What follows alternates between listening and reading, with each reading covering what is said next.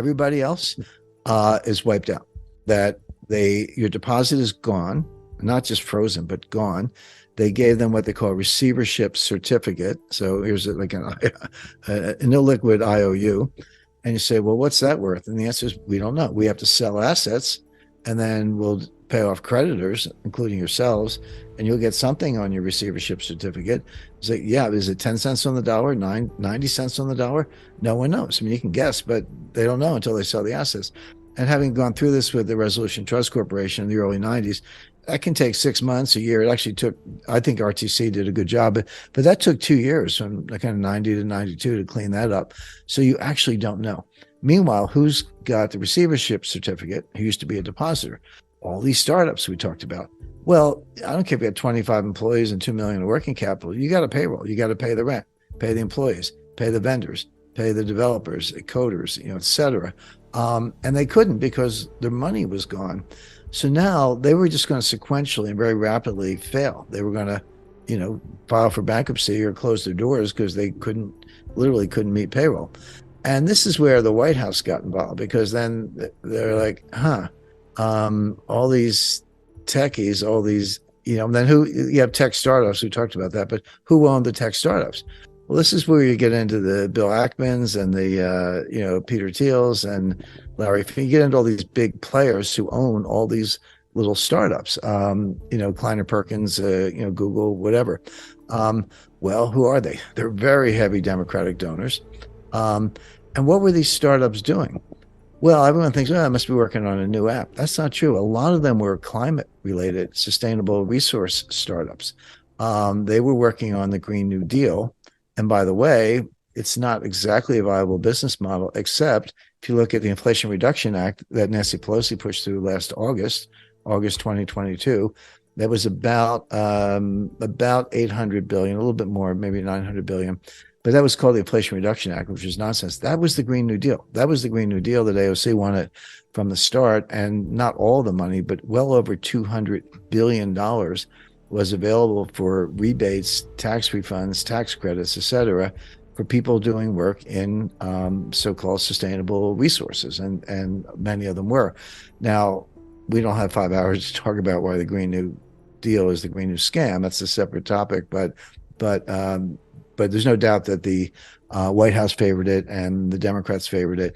So not only do you have Democratic donors, but the clients of Silicon Valley Bank were working on projects that are completely favored by elites, Democrats and Republicans. And a lot of their business models were based on getting these tax credits. So all of a sudden, you were not just blowing up a bank and the tech startups, you were blowing up a lot of initiative in the climate change arena, which again, I have a low view of that, but doesn't matter. The White House thinks it's great. So the ripple effects of this went on and on. There were something like 500 Israeli startups that would have been potentially put out of business. There were several hundred UK startups that petitioned the Exchequer, to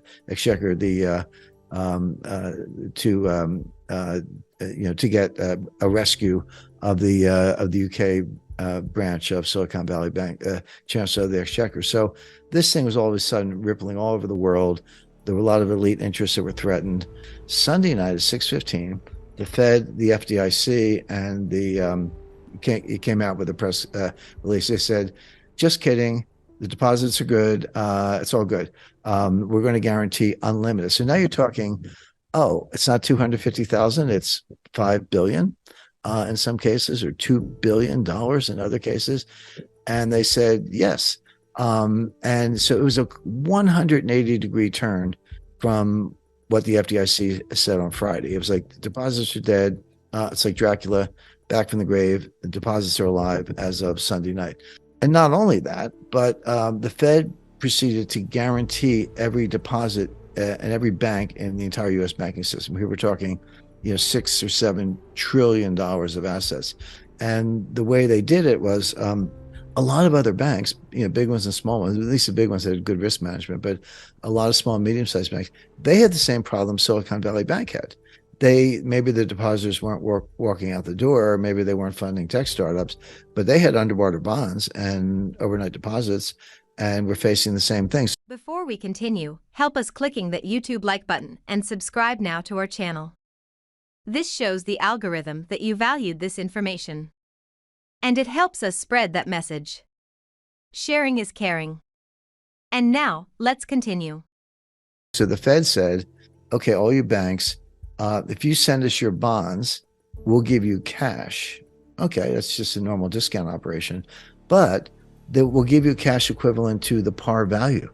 So again, remember the market value is like 80 cents on the dollar, but the Fed says we'll give you 100 cents on the dollar. So now you not only get to you ship your bonds to the Fed, they give you not 100%, which is like low collateral, but they give you 120%. So the banks are shipping in bonds that are worth 80 cents on the dollar. Why wouldn't you do that? I'm like, hey, Fed, if you want to give me a low interest rate bridge loan with 80% down, I'll take all you got. So now the banks are going to do that. And by the way, because it's structured kind of like a repurchase agreement, there's no sale. So they don't have to market to market. If you sold it to a third party, a dealer, you'd have to take the loss. But now they don't have to take the loss. So they're shipping in billions, potentially $1 trillion or more of these bonds. They're not getting 80, 90 cents on the dollar, which is what they're worth. They're getting 100 cents on the dollar, which was the original purchase price.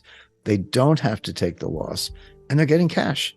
Why wouldn't you do that all day long? So in effect, not only did the FDIC do a 180 between Friday night and Sunday night, but they bailed out the entire banking system to the tune of trillions of dollars. They just blew up the $250,000 limit. Forget that. I mean, I know what the statute says, but they threw that out the window. And the moral hazard, the economic consequences, the repercussions of this are kind of unimaginable. I mean, I can sketch them, I can talk about them, but this is, to hear Jenny say it's not a bailout. Are you kidding me? This is the biggest bailout in history. And I negotiated the LTCM bailout. I lived through that. That was $1 trillion of derivatives. But through 2008, 2020, the pandemic, I go back to 1994, the Mexican tequila crisis. I've lived through all of these and been more or less directly involved in all of them. And this is orders of magnitude greater in terms of what's being bailed out. Everybody kept their jobs, kept their bonuses, kept their stock. It all went back up again, and all done with taxpayer money. So the taxpayers are like, wait a second, I lost my job, or my business failed, or my cousin's out of work, whatever. But you took my tax dollars and bailed out Jamie Dimon, John Mack, and the heads of Goldman and Citi and all the rest. So there was enormous political fallout from that. So the G20 was like, well, what do we do about that? There will always be another failure. And of course, they're right. So in Brisbane, they switched. They said, no more bailouts. From now on, we're going to have bail-ins. And what's the difference? Bailout is when you use taxpayer money and you bail out the depositors and the stockholders. A bail-in is when you turn to the bank and say, no, we're going to fill the hole in your balance sheet with depositor money. The depositor is at risk. We'll pay the insurance amount. It's 250,000 US, 100,000 euros in Europe. So we'll pay that, but that's it. And we are not bailing out any depositors or note holders or anybody else. We're going to haircut them until the hole in the balance sheet is filled. And then if there's anything left, yeah, you can have what's left. But everything else is at risk. We're not going to the taxpayers. We're turning to your depositors, and they're going to suffer, and they're going to pay the price. And that was the bail-in rule. Well, it turns out, and that was 10 years ago, well, 9 years ago, there were no major bank failures between 2014 and last week. Little ones, but nothing systemic. So they came up with this new bail-in philosophy in 2014, but it had never been tested. It had never been used. This was the first time that a government agency, in this case the FDIC, said, yeah, bail-in is the new law of the land, and we're gonna whack the depositors to make up for the losses. Well, that lasted exactly 48 hours till Sunday night. So here you have a 9-year rule. Oh, we're no more bailouts. Boom, within 48 hours, they flip and they do the biggest bailout in history. So they have no credibility. The FDIC fund is going to be seriously depleted. The idea that the taxpayers don't have to pay is nonsense. Why? Because you're going to deplete, since you took away the $250,000 ceiling on deposits, you're going to deplete the FDIC fund, the insurance fund, to pay off all these claims to, Roku and Vox and all these people.